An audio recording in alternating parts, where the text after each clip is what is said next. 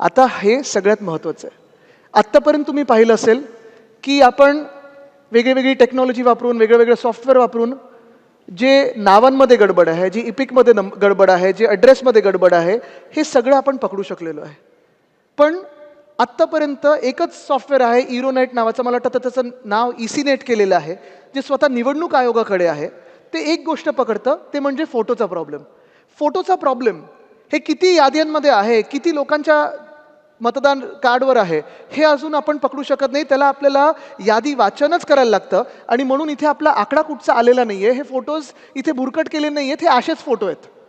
आता मला तुम्ही सांगा, जर तुम्ही पोलिंग एजंट म्हणून बसला असाल आणि हे कार्ड तुमच्या समोर आलं, कोण आहे त्या भूमिका पाटकर नावाच्या, काय पाहणार आहे तुम्ही याच्यात? एक फोटो असा आहे आपल्याकडे, ते आहे त्या कुठेतरी पुढे याच्यात एकाचं नाक दाखवलंय. पण हे असे जे आहेत प्रकार, हे प्रकार तुम्हाला सहज एका यादीमध्ये नजर टाकल्यानंतर असेच पकडता आले पाहिजेत, कारण जिथे फोटो तुम्हाला ओळखताच येत नाहीये, काय आपले पोलिंग एजंट बसून पकडणार आहेत तिथे?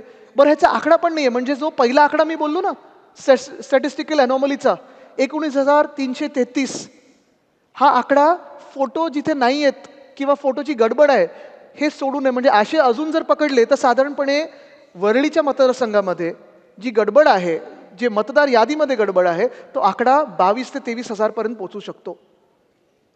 22,000 ते 23,000 हा कमीत कमी आकडा बोलतोय. हा आकडा अजून आम्हाला पकडायचा, त्याचं यादीचं वाचन सुरू आहे. जसं हा प्रॉब्लेम आहे तसं पुढचा आहे की फोटोच नाहीये. हे देखील तुम्ही पाहिलं असेल. आता हे अमित लाल बहादूर यादव जे आहेत, वडिलांचं नाव लाल बहादूर वगैरे, हे सगळं ठीक आहे, पण इथे फोटोच नाहीये.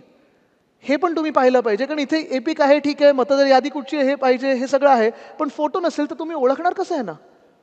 हे तर पाहिजे आपल्याला. तर हे देखील तुमचं लक्ष असणं गरजेचं आहे.